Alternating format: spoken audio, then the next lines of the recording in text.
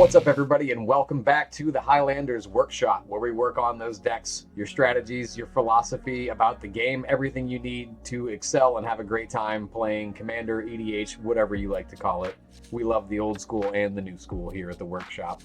Today, I'm here to do a tandem deck spotlight video with the Moxfield user, Roenasty. What's up, Roenasty? Greetings and salutations. What deck did you bring to the workshop today? I brought a deck I so lovingly know as Noyan Dar. Featuring the Commander? Noyan Dar Royal Shaper. Love a good magic pun. I'm assuming it has snowlands in the deck, hence the name? Correct. Figured as much. Okay, that's great. So what inspired you to build this deck? I didn't have a control deck in my collection, so I wanted a control deck, and I also wanted a deck that really concentrated on having the Commander as opposed to the rest of my collection, which is mostly a good decks first, and then the Commanders are just an additional piece to the already completed decks. Gotcha. So you wanted a deck where the Commander could really hit the battlefield and be the centerpiece to everything that you're doing. Correct. Great. Well, let's talk about what this deck does. So what kind of spells or effects or other cards are especially pertinent to this deck's strategy? So Noyan Dar wants you to cast instants and sorceries as per its ability. Whenever you cast an instant or sorcery spell, you may put 3 1/1 counters on a land you control. If I do, that land becomes a 0/0 elemental creature with haste that's still a land. So I'm trying to get the most value out of casting instants and sorceries, and mainly instants in this deck. Okay, so you are full response mode, instant speed all the way with your land buffing action. It's one of my only draw-go decks, yes. Well, I think that's a way to make draw go more exciting, that's for sure. It just seems like a lot more impactful while you're doing things that any deck would normally want to be doing at instant speed, drawing cards, interacting with spells or permanents. Now it's like your reaction becomes action as you are slowly growing a land army. Or I guess let's talk about your approach to the land buffing ability. Do you tend to stack those counters on 1 or 2 lands to make them really big, or do you tend to spread them around to get a whole land army going? That's a good question.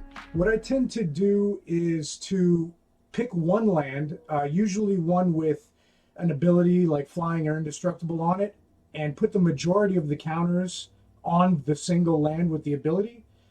Any other counters would be placed on other lands as I need them. So, for example, for blockers or whatnot. Gotcha. So you tend to go heavy in one spot. That makes sense because it's easier to protect one land creature than multiple land creatures, and having your lands blown up with creatures or as a creature is a pretty bad feeling. Yes.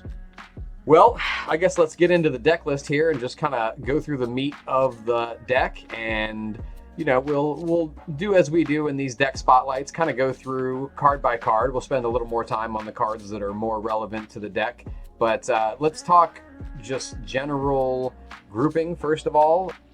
We have a lot of cantrips in this deck from what I've noticed. We have a lot of counter magic in this deck from what I've noticed. So let's just talk about those kind of all collectively and how they can perform a lot of functionality with Noyan Dar on the board. They do perform a lot of functionality with Noyan Dar, but mostly it's about the psychology of the game.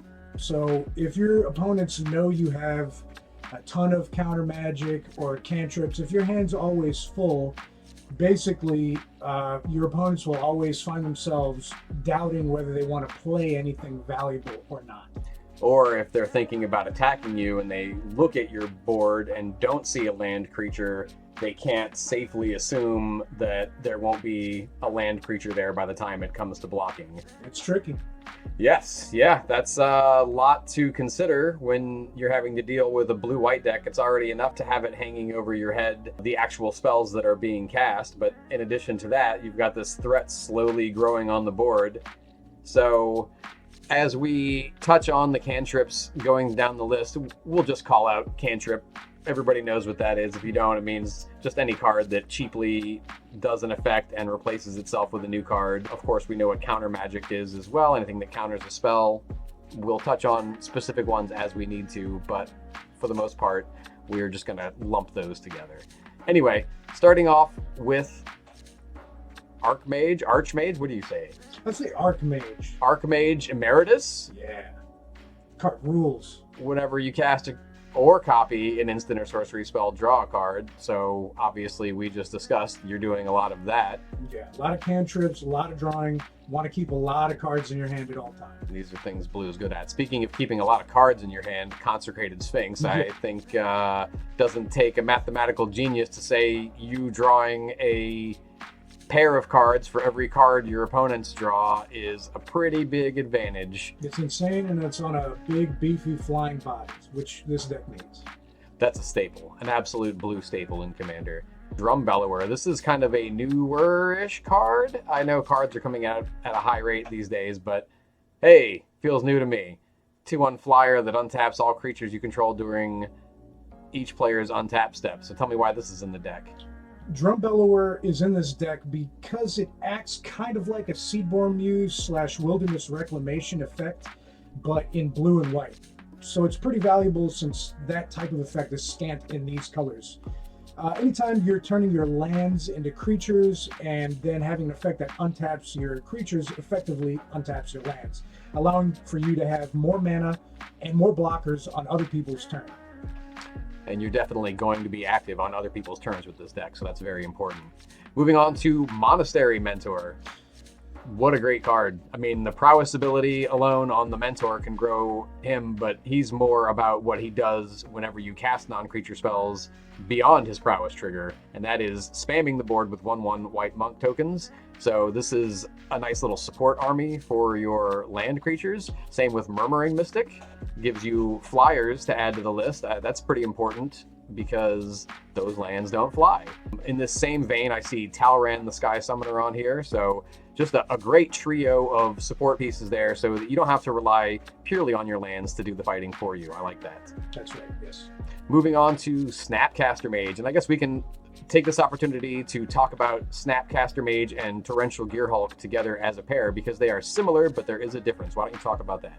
So Snapcaster Mage enters the battlefield and it gives a target instant or sorcery card flashback. So even though you might be targeting a card that would be cheaper than a Torrential Gearhulk, the total cost that you're paying to cast it is equal to the cost of Snapcaster Mage plus its flashback cost, which is its mana cost in this case. Whereas Torrential Gearhulk can come down, provide a large body, and cast, for example, a 7 converted mana cost spell for still 6 mana because it's an automatic cast. That's right. So effectively, the cost difference between Snapcaster Mage and Torrential Gearhulk being 4, meaning that if you are targeting a spell that costs 5 or more, that's when the Torrential Gearhulk officially becomes more cost effective than the Snapcaster Mage. Yes. So that's cool. Situational. You have a lot of cheap cantrips and counter magic in here that Snapcaster Mage would probably be better for casting. And I'm sure you have some bigger, nastier, more expensive instants that you would prefer to hit with the Gearhulk. The nastiest. The nasty. That's why they call me Roenasty. There it is, folks. You got the origin story. We're doing origin stories within deck spotlights here at the workshop. So that's a pretty short creature list. I see we've got 9 actual creature cards in the deck, but your commander also creates creatures, and I'm sure there's probably at least a couple other token producers here in the non-creature spell slots. I guess you're trying to keep it pretty thin in the creature spell category. It is a main concern when I play the deck. However, I do have a ton of support cards. The commander itself is a support card as far as the board presence, blockers and whatnot. But there's also a ton of board wipe and spot removal. So, it really doesn't concern me too much, but I am playing around that. Right. And as we talked about when we first discussed the general strategy of the deck, it's very important to the proper functioning of this deck that Noyan Dar be on the battlefield, which is kind of a double-edged sword. Obviously, that means that when Noyan Dar is on the battlefield, your deck is usually humming. But if ever you're having a difficult time keeping him in play, then that can really kind of set you back. Yeah, I considered that when I was building it, and the best solution to that situation is just counter magic. There you go. Feeds the commander and protects him. Let's move on to the sorcery category. Not too many in here. As you can see on your screen, there's quite the disparity between sorceries and instants, as mentioned earlier. But the few sorceries that are in here are definitely pretty relevant pieces, so let's talk about them. Starting off with Devastation Tide. I was going to ask if you're doing a lot of scrying in this deck. I noticed things like Brainstorm if I'm looking ahead a little bit, but do you have a lot of ways to fix the top of your library? I have a few ways, but no. The main reason I chose Devastation Tide is because of the little phrase in the text says non-land permanents. So any of the board wipes that I've included in the deck basically become one-sided board wipes because most of my creatures will be lands. So yes, let's talk about that distinction there, because there are a lot of cards that can affect multiple permanent types that will name those permanent types individually. For example, Nevinyrral's Disc, which says destroy all creatures, enchantments, and artifacts. The wording distinction that you made with Devastation Tide saying return all non-land permanents to their owner's hands is that obviously any creatures who are lands would be excluded from this text. Correct. Absolutely. Very, very relevant wording. Absolutely read every word on your cards, folks. Consider how those words affect situations, how they interact with other cards in your deck and other cards that you're playing against, because Magic lays it out pretty clearly for you these days. If a card says something, it usually does that quite literally. So try to think of how little wording distinctions like this can be used to your advantage. Moving on to Echo of Eons, a 6-mana sorcery that says each player shuffles their hand and graveyards into their library, then draws 7 cards. Is this just in here to be a nice reset piece, or is there something additional to it? It has multi-function to it. Not only is it able to refill my hand, it is also 2 spells in one, that it has flashback and can also foil someone's strategy who's trying to protect their own cards from a board wipe by putting them into their hands. So, for example, if someone used an evacuation to save their board from a Wrath of God, this could make sure you still get that nasty, nasty board out of the picture. That's right. Understandable. Okay. And then, yes, flashback, always great for some repeat value. Onto Inversion. This is a pretty neat card. It's obviously a mass wipe, also shares that wording distinction with Devastation Tide in that it says destroy all non-land permanents.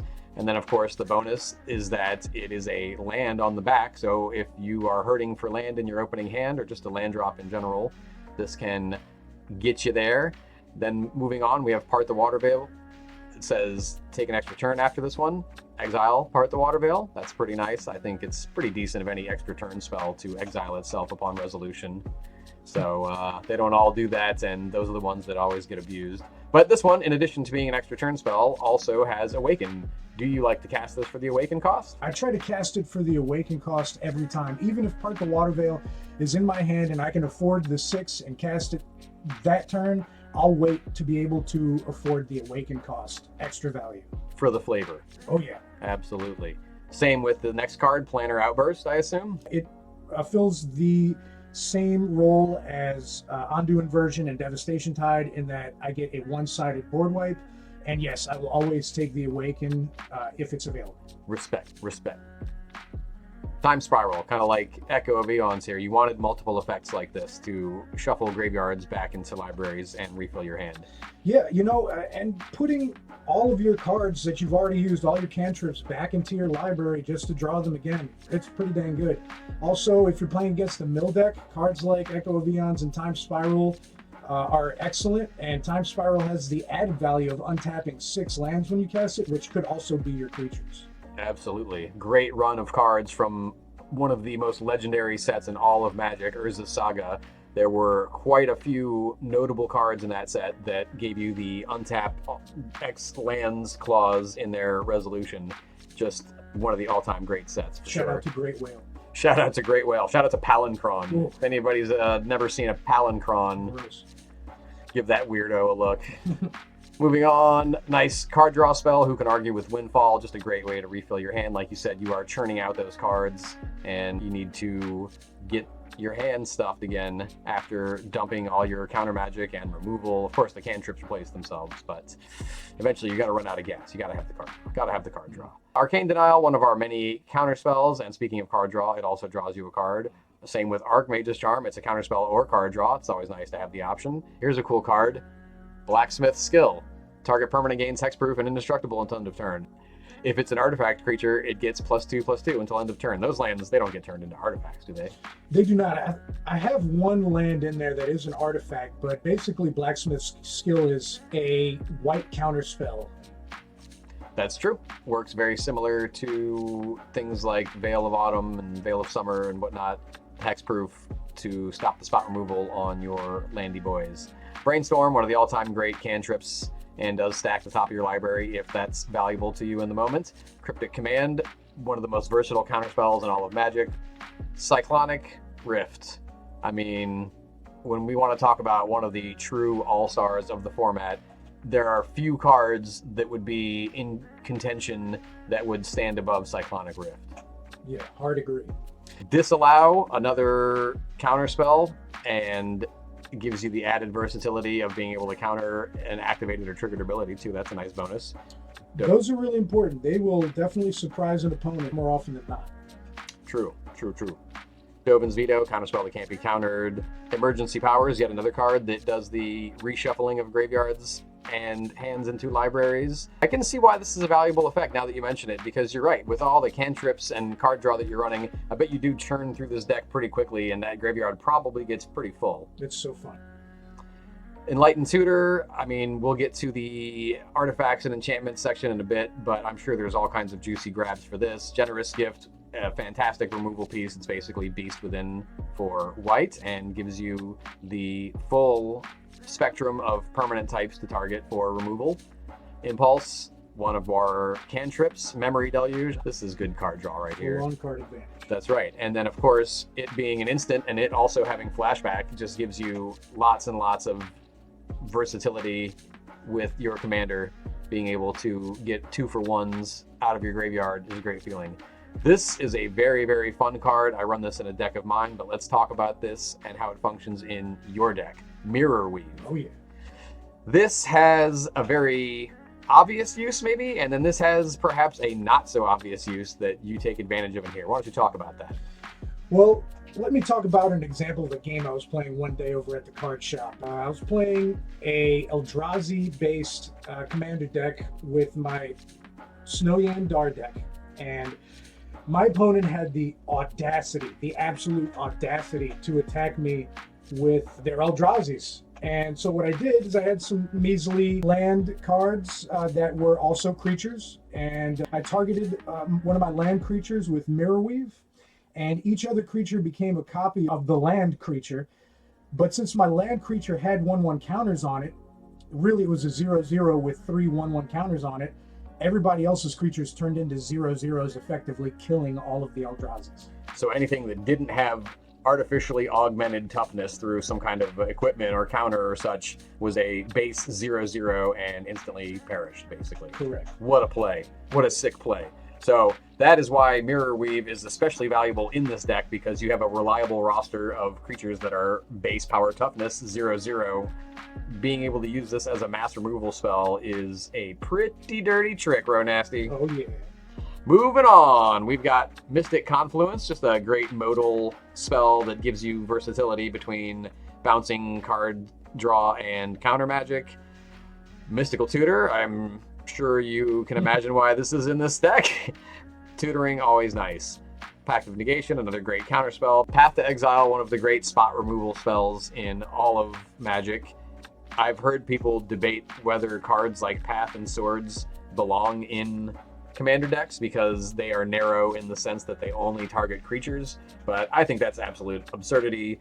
The vast majority of the real problems that you're going to encounter in a game of EDH are going to be centered around creatures. So, and we're talking casual to strong casual EDH. We're not talking CEDH here, where I know a lot of times the non-creature, non-land permanents can really shine in that format as combo pieces. But generally speaking, you're going to die more often to creatures or some kind of creature interaction. So I think it's ridiculous. I think Path to Exile and Swords to Plowshares belong in pretty much every white casual deck. Especially with all the recursion that people play. Absolutely. And that is an important distinction between Path and Swords, which we can lump together here, and the two following ones here, which are Pondrify and Rapid Hybridization. Very similarly efficient, but not quite as effective as Path and Swords both exile and neither Pondrify nor Rapid Hybridization do. Moving on to Render Silent, another feels bad counter magic spell that prevents you from playing any more spells this turn after it shuts your initial play down. Scatter to the Winds, we've got a counter spell that has Awaken, that's fun. Sphinx's Revelation, just pure gas in life gain and card draw, a really, really great way to hit the reset button into the mid to late game. Sublime Epiphany, another versatile possible counter magic option, but really, I mean, let's take a moment to appreciate all the modes in this deck. What modes do you think you tend to choose the most here? Definitely draw a card more often than not, and then counter. I would say those two. But I'd just like to say, modal cards in general. Lately, I've been on a big tear with modal cards. I feel like Sublime Epiphany is like 6 cards in one, kind of. Absolutely, it does give you those options, even if you usually use this to just counter a spell and draw a card, which just makes it a 6 mana cryptic command. Just the fact that it gives you the option to do the other things in case of emergency is worth the added mana cost, especially in a deck where you are just land going a lot of the time and holding most of your mana up. You know, cost prohibitive instants like this become less of a drawback. We already covered Swords to Plowshares. Moving on to, what's this crazy looking card? That's Teferi's Protection. Teferi's Protection, okay. For those of you who don't know what Teferi's Protection does, we'll throw it up on the screen in English. And for those of you who can read Japanese, you're well ahead of the game. Teferi's Response. This is a card that I want to spend a little bit of time on just because I have never, ever seen anybody play this card before. This card was meant to be played in this deck. What it does is it counters a spell, right? Or an ability, which is another bonus, that an opponent controls. It targets a land that you control. Again, my lands are my creatures are my lands. If a permanent's ability is countered this way, destroy that permanent.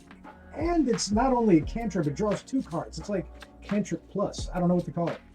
So 2 mana to counter a spell or an ability that targets one of your land creatures. If it was a permanent's ability that got countered this way, that permanent gets destroyed, and either way, you get to draw 2 cards. It's nuts. It's a removal spell. It's a counter spell. It is a cantrip. It's 2 mana. What more do you want? Just a great example of an immensely narrow card that you will see pretty much nowhere else in Commander other than a Noyan Dar deck, but that's what we love about the game. These sneaky cards that you can throw out on the table and have all of your opponents go, what? What is this? What? You know, it is the best. It's a high ride as everybody's passing your freaky little card around the table, taking turns reading it, and you get to just sit there and puff your chest out and feel like you showed someone a thing or two. What a great card. Sweet validation. Absolutely. What a value. Turnabout. Let's spend a little time on this because I happen to know that this is your favorite card in all of Magic the Gathering history. Let's talk about what it does. Turnabout might as well be a modal card that they didn't print as modal. So it says choose artifact, creature, or land. Tap all untapped permanents of the chosen type target player controls, or untap all tapped permanents of that type that player controls. So we're seeing all kinds of versatility here. It gives you versatility in the number of different permanent types that it can name. It gives you versatility in that you can name yourself to untap your own things, or you can name your opponents to tap their things. It's an insane card. If someone's bullying you with their giant goblin army, you can just tap all their creatures. Or let's say you want to take basically what is an extra turn. You can untap all your lands and have another batch of mana to use on your main phases, or have some left over to use on other people's turns. It's crazy. That's right, because this is an instant. You can take an extra turn on other people's turns effectively if you've got enough instants in hand.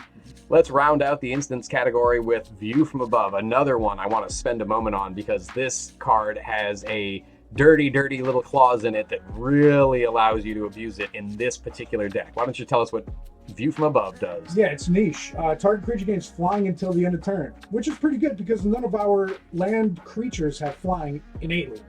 If you control a white permanent, which my commander is a white permanent, return View from Above to its owner's hand. So what I would be able to do is cast it multiple times a turn, activating my commander multiple times a turn to either make a giant land or make a bunch of lands to block with. It's great. Absolutely. It's what? Noyan Dar is 3+1/+1 counters every time you cast a spell? Yeah. So 2 mana for 3 counters as many times as you can pay it at instant speed. That can be devastating. Someone could think they're letting through a 6/6 land, and then all of a sudden you can pay 8 mana, and it's a 18/18. Look at that fast mental math. They're taking 18 instead of 6. That is nasty. And then you can cast Turnabout and add all the mana back and do it even more. This is a potential kill card. Yes. You can potentially kill somebody with this card. This is like the Shrieking Drake of instants, but only in this deck. Or any deck, I guess, that's playing white creatures, but you know what I mean. Moving on to the artifacts. These are mostly mana rocks, but I do see a couple of spicy items here, starting with Crucible of Worlds. Obviously, you are putting your lands at risk by turning them into creatures, so this just makes sense because it gives you access to those poor little lands even if they do get killed. Moving on to Sunstone. Speaking of another reason why your lands might end up in your graveyard, this is the sole reason why Noyan Dar is snow. Is that correct? It's one of 2 cards, but yes, mainly snow lands are in there because of Sunstone. Gotcha. But 2 mana and sacking a snow-covered land to fog for the turn, having that repeatable effect on the battlefield, obviously can be pretty stifling against any deck that's going to be relying primarily on combat damage to take you out. Let's also note that if you're good at negotiations, which politics are very important in the game of Commander/Elder Dragon Highlander, you can use it to negotiate with your opponents. If they have an army that's coming at them, you can save their lives should it be advantageous to you. Absolutely, as well as presenting what we call threat of activation. For those of you who aren't familiar with that term, obviously it means that any ability on any card can be activated once it's on the battlefield, but sometimes even just having the threat of activation is essentially the card completing its goal, because someone won't attack you because you have a Sunstone out. And so it ends up effectively fulfilling its purpose of preventing you from taking combat damage without you actually having to activate the spell and sacrifice the land. Some people will rightly, I think this is mentally the way to approach it, especially if the Noyan Dar deck is becoming a problem. Some people will rightly say, well, hey, make them use it. And even though you might feel like, okay, I'm wasting an entire combat by making him use the Sunstone, well, that's going to add up. If everybody really starts to dogpile on there, sacrificing 3 lands around to not take damage can get to be a pretty steep cost. But again, a lot of times, especially early in the game, when people are less willing to make overextending or inefficient plays, the threat of activation from cards like Sunstone can really keep you harm-free early in the game. Deterrence, absolutely. The Ozolith, obviously, Noyan Dar is putting counters on all your creatures, so being able to bank those counters whenever those lands die is going to be a great way to retain value as the game goes on, instead of just letting those counters disappear when the creature dies. Moving out of the artifacts and into the enchantments, we start with Sacred Ground, again, with a deck where we are turning our lands into creatures. Sacred Ground, which says whenever a spell or ability an opponent controls causes a land to be put into your graveyard from the battlefield, return that land to play, is going to have added value because your lands are just that much more vulnerable in the deck. Up next, Shark Typhoon. We are casting a lot of non-creature spells in this deck, so obviously this kind of falls into that same support category as cards like Talrand and Murmuring Mystic and Monastery Mentor. Terra Eternal. Wow, I don't think it takes a genius to see why this is in here. All lands are indestructible. This is about as much of a staple as it gets for a deck like this, I would imagine. And then up next, we've got Unstable Harmonics, which is really just Rhystic Study with cool, what is that, Doctor Who art? I think so. Neato. Can't keep track anymore. Yeah. All right, moving on to the mana base. We've got 38 lands in the deck. A lot of these are just for mana production, but obviously, since the theme of the deck is lands being turned into creatures, we also have a few lands that just automatically turn themselves into creatures in this deck. Cards like Cave of the Frost Dragon, Faceless Haven, Hall of the Storm Giants, and more. Of course, there are other utility lands in the deck as well. These are things that would probably not get turned into creatures, something like your Maze of Ith. Do you think you'd ever turn your Maze of Ith into a creature? Only in extreme circumstances. A lot of these lands have dual purposes. Like you mentioned, the man lands have added value when you turn them into creatures. So they'll have native flying, or I think I have the one with infect in here, indestructibility and such.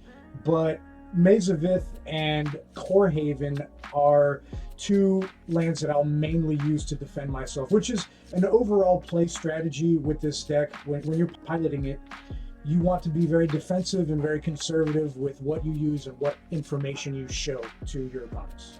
For sure. The advantage of having a deck that operates mostly at instant speed is that you can wait until precisely the opportune time to do something instead of being restricted to doing it at sorcery speed. And you mentioned indestructibility. I do want to put a little shine on Darksteel Citadel as a land that comes with its own indestructibility, is basically the perfect target to start loading those +1/+1 counters on. Then you also have Rogue's Passage that can sneak that giant land through late in the game for that lethal shot. Let's take a look at the metrics. Now that we're done with the deck list, we see a very efficient deck here. We see the bulk of the casting costs for this deck in the 1 to 3 range. We've got a few on the high end, but for the most part, I see a very efficient deck here. Was that intentional? Absolutely. I needed to play on other people's turns, so I didn't want to be tapping any more mana than I needed to on mine. Makes perfect sense. Well, Roenasty, thanks for coming to the workshop and talking to us about your deck, letting us look under the hood and see what makes it tick. Do you have any last comments or things you want to share about this deck before we let you go? Yeah, I just wanted to point out a couple other lands, like Cascading Cataracts also has indestructibility, and Faceless Haven has interaction with snow, which turns your lands into creatures, so some redundancy with the ability that the commander gives you. Great. Yes, absolutely. Didn't mean to pass up Cascading Cataracts, the other indestructible land in the deck, of course. Well, that is awesome. Thanks for taking a romp through this deck with us. We loved getting under the hood and seeing what makes it tick. Thanks for stopping by the workshop. Oh, thank you for having me, man. Folks, if anyone else out there wants to have their deck spotlit, whatever you would say there, on the workshop, feel free to comment your list in the comments below, and I will take a look at them. If there's something that jumps out to me, I would love to get in contact with you, and let's see what makes your deck tick. If you think you've got something for me, throw it in the comments below. Don't forget to like and subscribe, and I'll catch you next time on the Highlanders Workshop.